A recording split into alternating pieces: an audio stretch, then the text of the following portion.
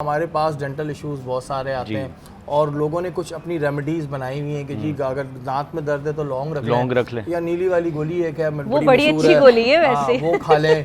तो ये क्या सही नुस्खे हैं कि ठीक है जी नीली गोली मुंह में रख लें या लौंग दबा लें थोड़ी देर सही हो जाए? अच्छा शहरी भाई, मैं इम्प्लांट प्रैक्टिस करता हूँ और अब अगर बिजनेस पॉइंट ऑफ व्यू से ही बात की जाए तो नीली गोलियाँ जितनी पेशेंट खाएगा इतना मुझे फ़ायदा है। हाँ, उसकी उसकी वजह यह है कि इम्प्लांट एक 1.5 लाख रुपए का आता है, जो कि छोटा सा स्क्रू होता है 7 to 8 mm का, फिक्स दांत लगाने के लिए। क्योंकि खुदा ने हमारी जो साइकी रखी हुई है, हम सिर्फ फिक्स दांत ही मुंह में बर्दाश्त कर सकते हैं। निकालने लगाने वाले दांत मसालों के डब्बों में ज़्यादा अच्छे लगते हैं। तो अब फिक्स दांत के लिए अगर आपको आसपास वाले दांत घिसवा के ब्रिज नहीं लगवाना तो इम्प्लांट ही बेस्ट ऑप्शन है। तो वो 1.5 लाख रुपए का एक इम्प्लांट आता है जिसका 70% क्रेडिट हम इग्नोरेंस को देते हैं पेशेंट और 30% क्रेडिट हम नीली गोली को देते हैं। नीली गोली को तो अगर ये दोनों चीज़ें पेशेंट करता रहेगा तो फिर अल्टीमेटली फिर यह है कि 7 से 8 लाख रुपए का या 10 लाख रुपए का बिल बना के दे देंगे, बना के हम दे देंगे। और फिर क्योंकि आपने खाना चबाना है, ठीक है, आफ्टर 45 to 50 ईयर्स के बाद पेशेंट इम्प्लांट्स की तरफ पाकिस्तान में जा रहे हैं अब, ठीक है, और ये काफ़ी आप समझ लें यंग एज है।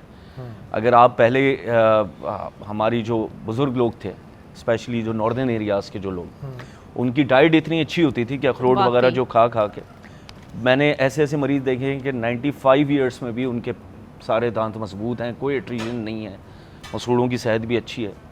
लेकिन आजकल जो हमारी डाइट है, जो हम डिस्कस कर रहे थे अभी, उसकी वजह से दांतों की सेहत और मसूड़ों की सेहत ख़राब हो रही है।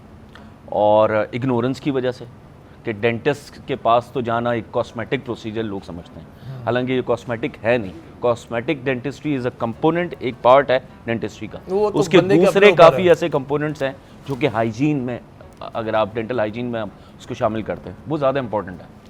और उसमें जैसे कि मैडम कह रही थी कि डेंटल, जैसे ये कह रही थी कि मैं लाइफ कोच हूँ, तो अगर हमारे जो मेन जो कंसल्टेशन के वक्त जो मेन कंपोनेंट होता है वो हम डेंटल कोच बने होते हैं, कहीं काउंसलिंग की तरफ जा रहे होते हैं पेशेंट की। अब फॉर एग्जांपल कराची में आपको पता है पान गुटखा की जो है, तो जो पेशेंट एग्जैक्टली, तो पान गुटखा पहले तो ऐसा था कि जो इलिटरेट लोग थे या फिर लो सोशो इकोनॉमिक एरियाज़ के लोग थे वो ही खाते थे। अब बड़ी बड़ी गाड़ियों में आ रहे हैं, पॉलिटिशियंस हैं, सेलिब्रिटीज़ हैं, वो उनके जेब में पान गुटखा मौजूद होता है या छालियाँ मौजूद होती है। तो उनको अवेयर करना भी हमारा एक हिस्सा है, हमारा एक गोल है। तो उसके बाद फिर उन्हें छुड़वाना और सस्टेन रखना कि आपने अब ये चीज़ दोबारा शुरू नहीं करनी। अच्छा मैं आपको बताऊं शरीफ भाई, ये ज़्यादातर लोग भूख मिटाने के लिए खाते हैं, भूख मिटाने के अलावा क्योंकि छालिया के बाद भूख नहीं लगती एरिकनॉल की वजह से। अच्छा इसका दूसरा एक रीज़न ये भी है कि ये एक लत है, ज़ाहिर है जैसे ड्रग्स की लत होती है ये लत पड़ जाती है और लत के बाद फिर ये होता है कि आप जब तक आपके मुंह में वो चीज़ जाएगी नहीं तब तक आपका दिमाग उस तरह काम करेगा नहीं। लेकिन ये एक आपके सिर्फ दिमाग की चीज़ है, थोड़े टाइम आप इग्नोर करें तो देन आपको ईजी हो जाएगा। जैसे ही आप बाहर मुल्क जाते हैं किसी, तो वहाँ तो आप ये नहीं ले जा सकते, तो फिर कैसे आप सही रहते हैं? और ट्रस्ट में कुछ भी छोड़ना ना बहुत मुश्किल नहीं होता। ठीक है जी।